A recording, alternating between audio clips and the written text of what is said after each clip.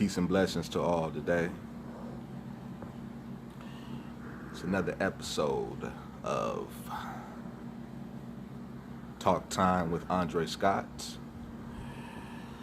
Hope everyone's day is moving by soothingly, prosperously, and abundantly, just as your vision has planted it out to you a while ago, and you're just sowing the needs of the seeds for it to grow through the ground and provide you the fruit that you've seen on the TV show Roots that was splattered with the blood of your ancestors. When you're ingesting it, you're taking in all of the strength and all of the generational spiritual wealth that was handed down to you from parent to parent through your genetic lineage. So, today I would like to speak about commitment. And what does commitment mean to you? Well, whenever I hear the word commitment, you know what I envision? A room like this. See? A room full of squares, shapes that are linear and non-spherical in nature. Now, what does that mean? I see the world from the point of view of energy and the chemistry that these fleshly bodies have to intake and were forsaken with, by the Most High Source, whatever you choose to call, this higher power, if you choose to believe, understand, or just be in tune. If not, that is solely up to you and your own intellectual disposition and what you choose to allow yourself to believe or disbelieve. But anyways, commitment. Commitment is like a room. It's a room that starts out, let's just say, it starts out as big as something that you can hold in your hand. Almost like a Rubik's Cube. Let's just say commitment starts out as a Rubik's Cube. But over time, as you pour more effort, more energy into whatever it is that you are committed to, it will start to grow and mold itself around your body. And those little squares that I was speaking about on that Rubik's Cube will morph itself in accordance to the shape that you take on. So, when we're speaking about commitment, it's less about choosing to diverge completely onto a pathway to where you have a narrow, darkened focus all to itself and there's nothing coming in, penetrating, this narrowed focus of yours. Rather, it is a series of spiritual and intellectual steps needed to charge the energetic field that you were already brought into when you came into this realm.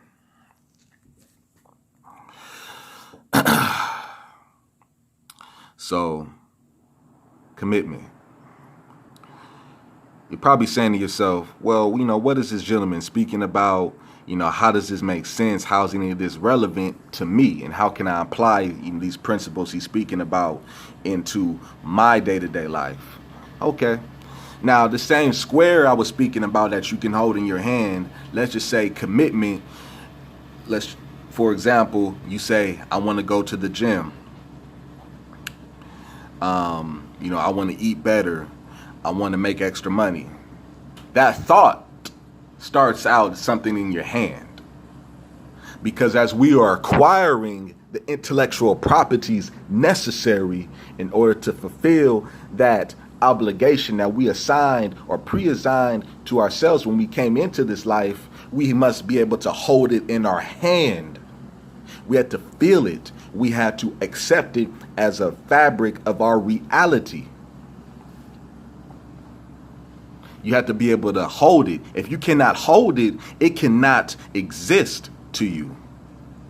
You could be an onlooker. You can observe the commitment others have endured, but you cannot yourself be able to be committed unless you are able to hold it in your hand, accept it as a truth, and be able to embody the principles that it has in its miniature roof that is inside of the contents. All right. So, what does this mean? And what am I getting at? Now, let's just say that this, again, this is commitment. It could be anything. It could be an ice cube. Well, it couldn't be an ice cube.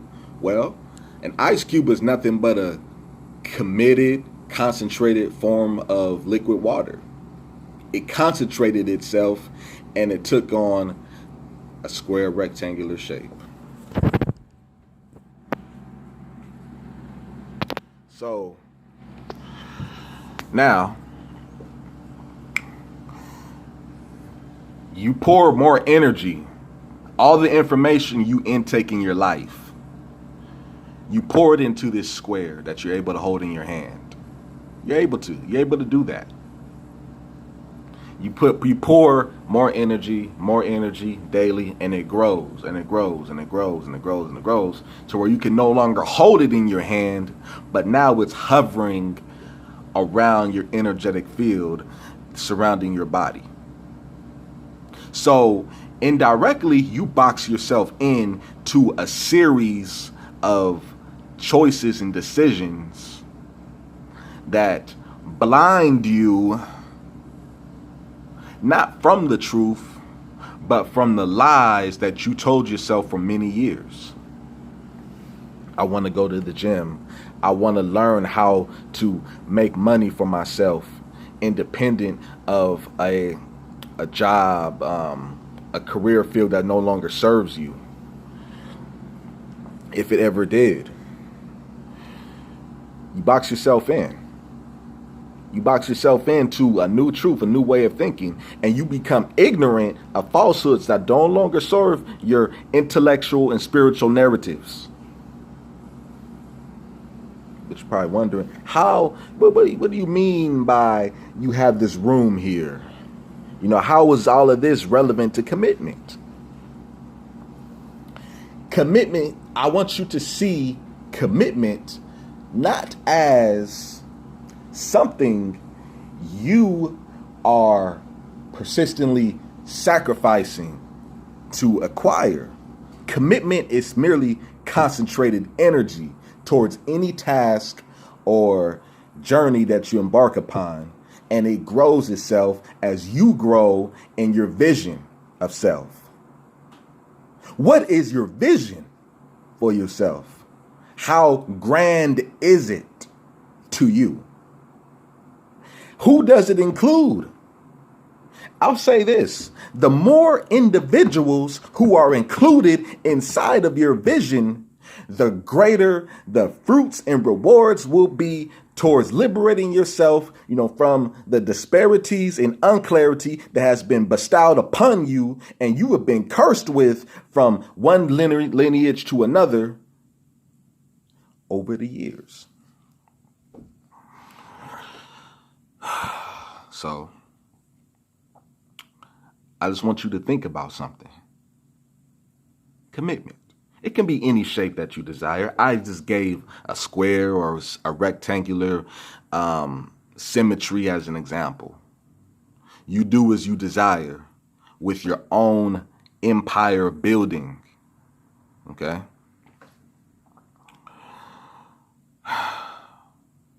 Bless it. Bless it. Bless it to yourself. And you have to understand, it does not come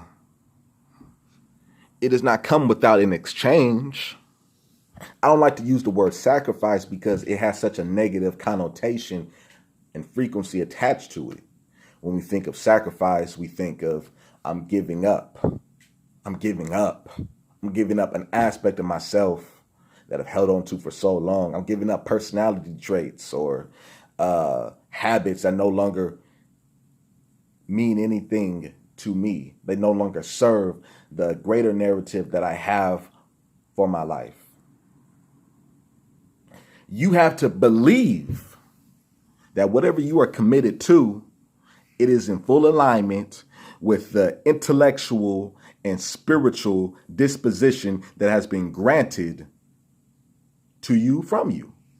Your higher self, the one that you cannot see. I always say, who am I praying to? I pray to the me that I cannot see. If you can commit to that alone, so much of your vision will start to manifest itself with minimal effort. Can you pray? Can you prostrate to the you that you cannot see? Envision yourself. Feel your true self blessing you in divine truth, so long as you're living inside of it. That's commitment. I want to work out. I want to get more money. I want the man or woman of my dreams. It's what we say to ourselves. How does that look like? How does that look like to you? Rather, I say, how does it look like to you when you are able to stay committed? When you break that commitment, it is the greatest form of infidelity to go against the energetic contract you exchanged with your higher self to be able to liberate this three-dimensional spectrum you agreed upon before birth.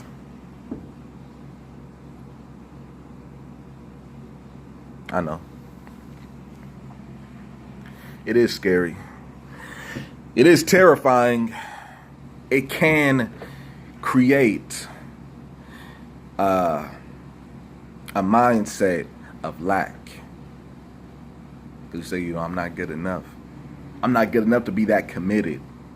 When you look at individuals on the television screen, or even when you come across an internet meme, you're like, dang, somebody really was committed enough to be able to cuff their desires to embark upon a purpose that is to serve the greatest interest to the building of their empires.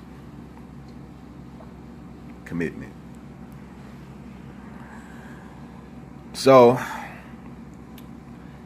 the moment commitment grows larger than you, and that's why I was using the term for this room, for example.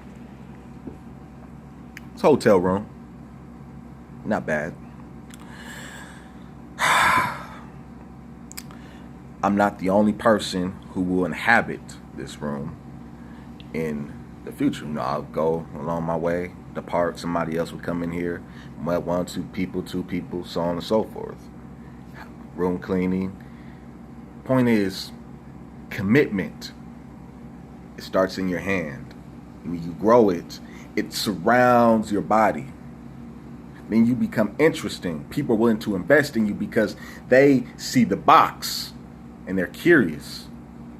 And you are just fully endowed. You're completely absorbed by the spirit of whatever it is your vision is endeavoring for you to stay in alignment with. Okay? Commitment. So when you have commitment that does become the size of this room, for example, it's bigger than you already. It's bigger than you because others are immersed in the spirit that originated from your vision. The greater your vision, when your vision includes others, when it includes something outside of your physical experience, it takes on a life to itself. So don't worry about When is this going to come in? When am I going to be able to reap the benefits and residuals of all of the warfare, that has basically created different types of chemicals in my brain, and they're working in conjecture with one another like it never has before. Commitment. And it's larger than this room. But when we see structures like this room, larger, buildings, it's concentrated commitment. That's all it is concentrated commitment. Roads, vehicles, everything we see around us is just nothing but concentrated commitment. Manifestation. When you stay committed,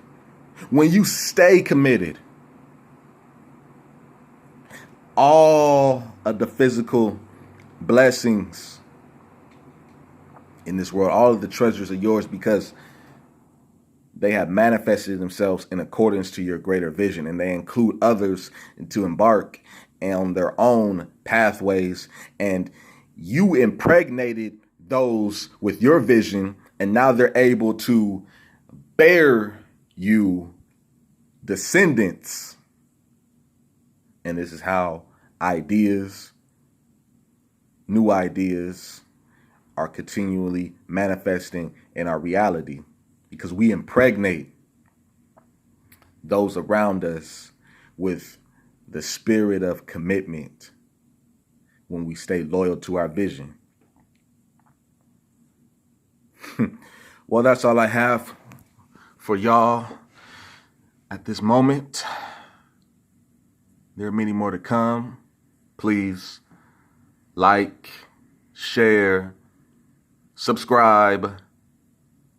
And once again, it's Andre Scott in the Intellectual Building. Peace.